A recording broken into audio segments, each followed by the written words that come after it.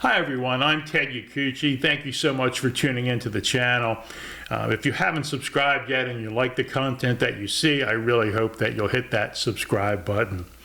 Today I want to talk about really my favorite subject when it comes to the JFK assassination, and that's Ruth and Michael Payne. If you've watched some of my videos on my channel, you'll know that I've done some extensive history of Ruth and Michael Payne and their backgrounds and how they were able to eventually get to the place where they infiltrated themselves. I use the word infiltrate because I truly believe that. How they infiltrated their way into the lives of Lee and Marina Oswald and eventually got Marina to come live with her, Ruth Paine, in Dallas for the 2 months leading up to the JFK assassination. I had extensive telephone conversations with Ruth Paine about 13 years ago over the course of I guess it was about 3 months, and also email correspondence during that same period with her. What I was actually trying to do was to get Ruth to sit down and give me a really in-depth video interview, asking her a lot of the questions that I didn't think she had ever been asked up until that time.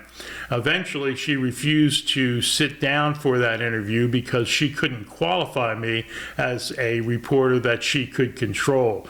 And one of her litmus tests for that was the General Edwin Walker shooting, where she actually said that she found a letter from Lee Oswald claiming responsibility for that shooting, which happened a couple months before the JFK assassination, where Lee Oswald took responsibility for that act.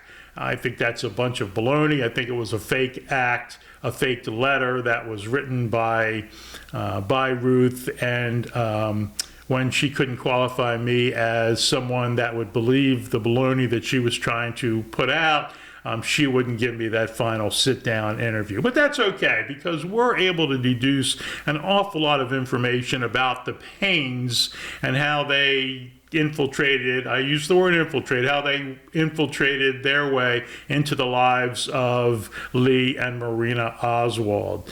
And a lot of that, I've done some videos where we give the background of the Paynes and how they have extensive intelligence connections in their family on both sides, and so we've kind of laid the foundation. But today I want to spend some time looking at the testimony that especially Ruth Paine gave before the Warren Commission, and I want to look at some of the questions that the Warren Commission just did not ask Ruth, and I think that you'll see that it's very telling. One of the great acting performances of the century took place in the Warren Commission hearings when Allen Dulles and Ruth Paine pretended not to be previously acquainted with each other.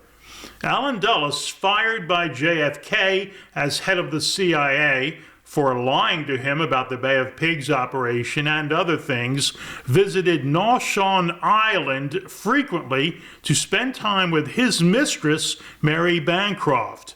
Well, Naushon Island was the family compound of Michael Payne's family, and Michael Payne's mother was the best friend of Mary Bancroft, Dulles' mistress. The first thing that should have been established by the Warren Commission was that Allen Dulles, acting as de facto head of the commission, was intimately connected to both Michael and Ruth Paine and had probably spent extensive time with both.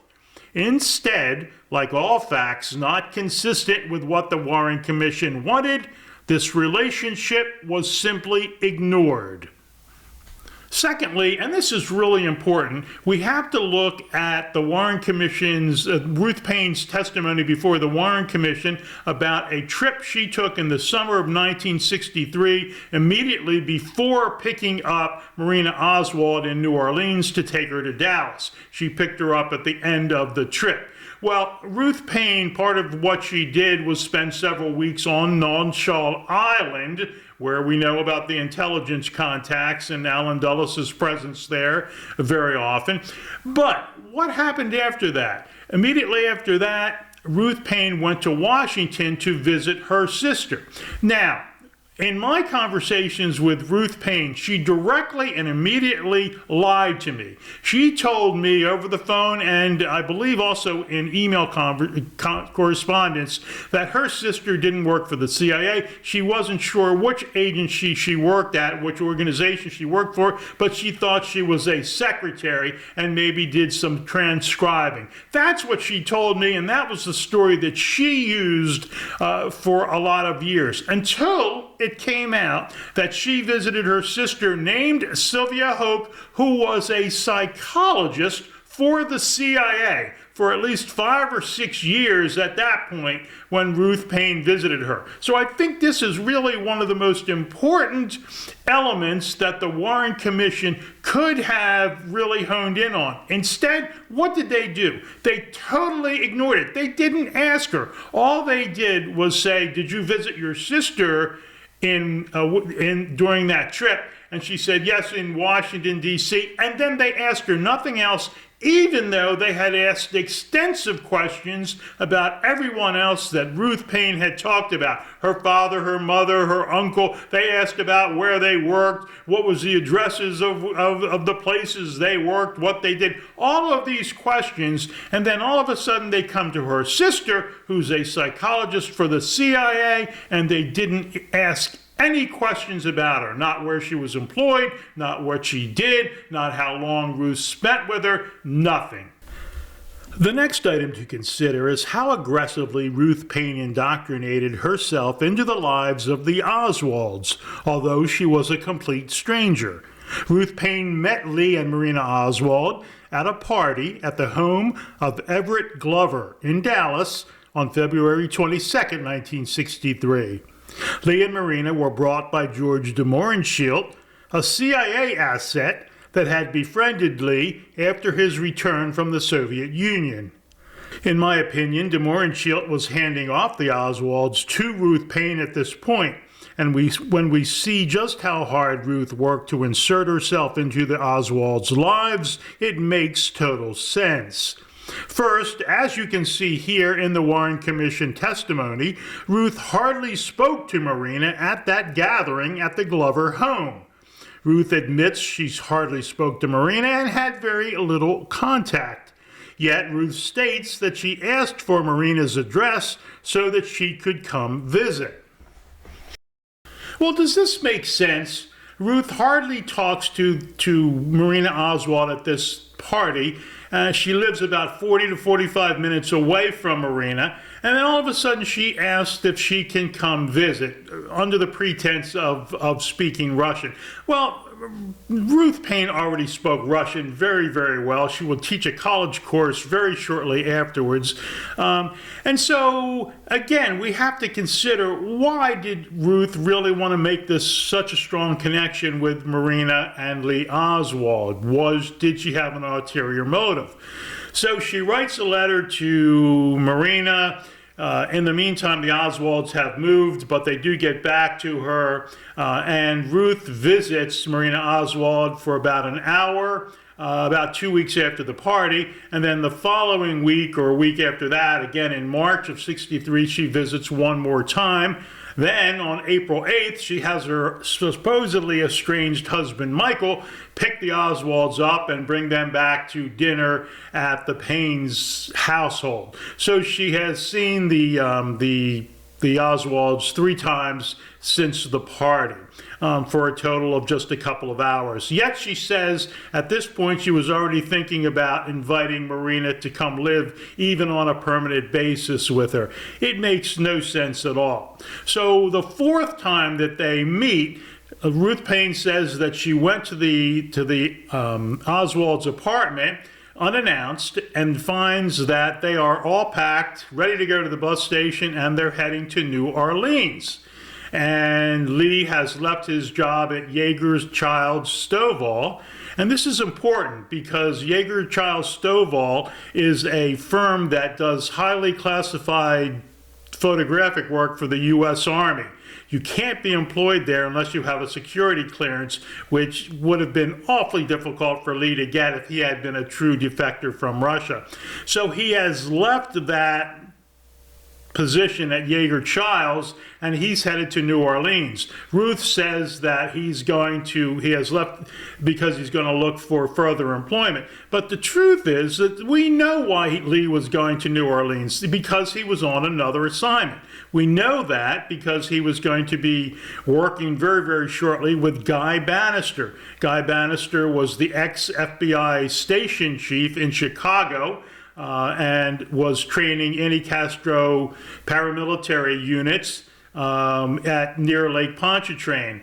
Lee would work with Guy Bannister. He would be going to college campuses for recruitment. He would also be working with David Ferry in some of the activities that they had going on. So we know that Lee really was going to New Orleans to further his assignments that he had with whatever intelligence agency he was really working for. But why did Ruth want Marina to come live with her so quickly? Well, it makes a lot of sense if there was an overseer, and this was all leading up to what was going to happen in Dealey Plaza just 2 months down the road. There are hundreds of pages of testimony from Ruth Paine before the Warren Commission. There are at least 1,000 points of interest that we could examine in Ruth's Warren Commission testimony, but here's one more really interesting one. It quickly became apparent that Michael Payne called Ruth Paine at home from his office at Bell Helicopter shortly after the assassination, but before Oswald had been arrested or even named as a suspect. The conversation is supposed to have gone something like this: Michael saying that Lee Oswald will be blamed for JFK's death, but they both knew who was really responsible. Now, this came out very, very quickly over the course of a few days after the assassination. So what did that mean? That meant that the Warren Commission had to ask Ruth Paine about it. If it wasn't well known, they probably would have blown right by it and never mentioned it, but they did have to ask her about it. She admitted that a phone conversation took place, but she just kind of said that they commiserated about the death of the president. A couple of things to think about here. Number one, is it possible that another employee overheard Michael Payne at Bell Helicopter and then reported? It's possible, sure, maybe. But what's much more likely? Much more likely is that the Payne household was wiretapped, and that phone conversation was recorded and then reported by whoever recorded it, and that's how it got out. And it makes a lot of sense. We know that FBI agent Hosty had visited the Payne household in the weeks before the assassination, and the fact that a wiretap would have been placed on the Payne household is really, really pertinent when you think that it means that an intelligence operation almost certainly was being run by Michael and Ruth at their house in Dallas.